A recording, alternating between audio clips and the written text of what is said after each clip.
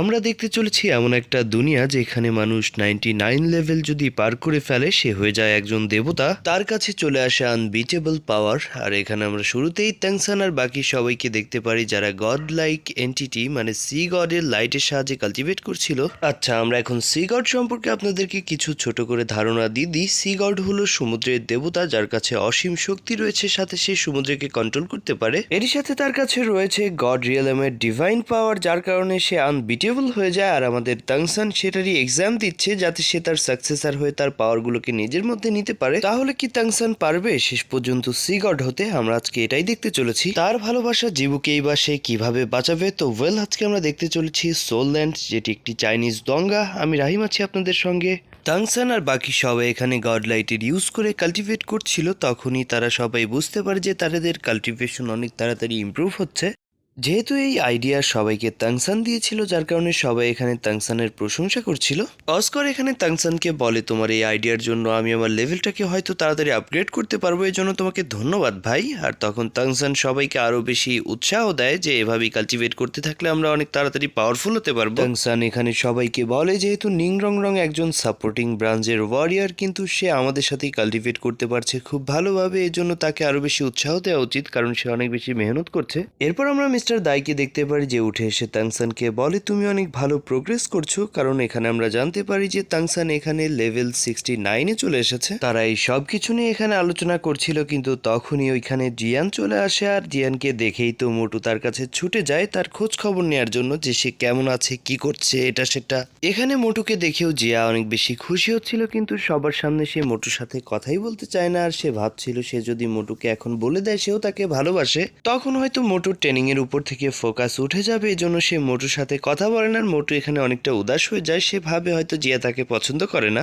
এরপর জিয়াকে ট্যাংসান বলে তাদের সাথে যেন সে প্র্যাকটিস করে। প্রথম তো সে একটু না করে, পরে যখন ট্যাংসান তাকে অনেক কিছু বুঝিয়ে বলে তখন সে রাজি হয়ে যায়। এরপর আমরা দেখতে পারি সবাই ওখানে ট্রেনিং শুরু করে দেয়। অন্যদিকে আমরা সেই সুন্দর মেয়েটিকে দেখতে পারি যে সবার উপরে নজর রাখছিল যে তাদের প্র্যাকটিস কেমন চলছে। আর তার কথা তো বললামই, আমরা নেক্সটে গিয়ে জানতে পারবো। এরই সাথে ট্যাংসান আর বাকি সবাইকে আমরা দেখতে পারি যারা গড লাইটের নিচে বসে সেটির প্রেসারের সাহায্যে কাল্টিভেট করছিল। আর এখানে আমরা দেখতে পারি যে ট্যাংসান ফাইনালি 70 লেভেলে পৌঁছে যায়, তার সাথে জিয়াও 50 লেভেলে পৌঁছে যায়। সাথে আমরা দেখতে পারি ট্যাংসান যেহেতু 70 লেভেলে পৌঁছে গিয়েছিল, এই জন্য তার এনার্জি আনস্টেবল হতে থাকে।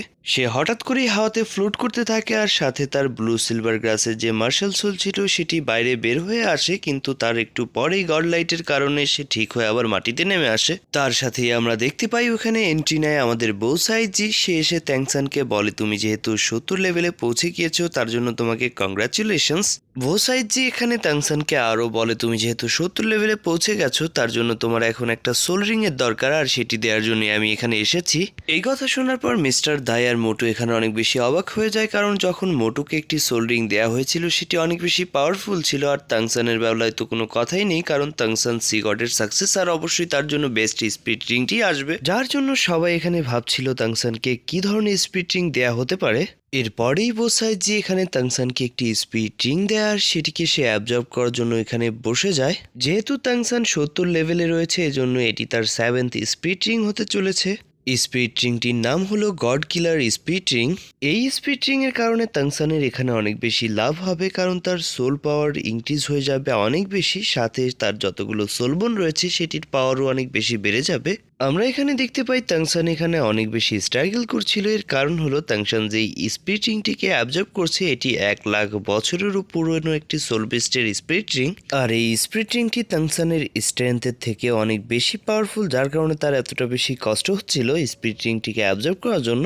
ট্যাংসান এখানে তার সবটা দিয়ে ট্রাই করছিল যেন সেই স্পিড রিংটিকে সে অ্যাবজর্ব করে নিতে পারে। ফাইনালি সেটা হয়েও যায়। এরপরেই হুট করে আমরা দেখতে পারি ট্যাংসানের আশেপাশ দিয়ে ডিমের যে খোসার মতো আবরণ থাকে সেটি তৈরি হয়ে যায়। ধরতে গেলে ট্যাংসান একটি ডিমের মধ্যে বন্দী হয়ে যায়। মিস্টার দাই আর অস্কার এখানে অনেক চিন্তা করছিল, তখন বোসাইজি তাদেরকে বলে চিন্তার কিছু নেই, ট্যাংসান এই ডিমের মধ্যেই থাকবে কিছুদিন, কারণ সে অনেক বেশি বছর পুরনো একটি স্পিড রিং অ্যাবজর্ব করেছে। অন্যদিকে আমরা ট্যাঙ্ক সেক্টরের একজন সিক্রেট এজেন্টকে দেখতে পারি যে চারিদিকের কথাবার্তা সব কিছু খোঁজ খবর নিয়ে একটি কবুতরের পায়ে চিঠি বেঁধে ছেড়ে দেয়।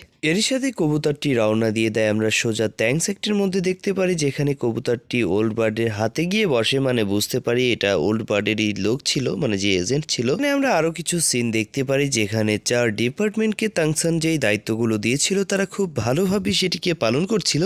ওলবার্ড এখানে এই রাজ্যের প্রতিটি কোণা কোণা থেকে গোপন সব তথ্য সংগ্রহ করছিল, যাতে সে ট্যাঙ্ক সেক্টরের কাজে আসতে পারে। এর সাথে আমরা ট্যাঙ্ক সেক্টরের আরও কয়েকটি ডিপার্টমেন্ট দেখতে পারি, যেখানে টাইটানের কথা বলা উল্লেখ্য, কারণ সে ব্ল্যাক স্মিথের ভালো কাজ জানে, যার জন্য সে হিডেন ওপেন আর বাকি সব কিছু দেখাশোনা করছিল, এক কথায় কামারের কাজ। ওল্ডকুট যেহেতু মেডিসিন আর ড্রাগসের ব্যাপারে অনেক বেশি অভিজ্ঞ ছিল, সে এখানে সেটির দায়িত্বে ছিল। আর তারপর আমরা তার হাতে তাংসাংয়ের দিয়ে সেই হার্বসটিকেও দেখতে পারি, যেটিকে নিয়ে সে সবসময় ঘুরে বেড়াতো।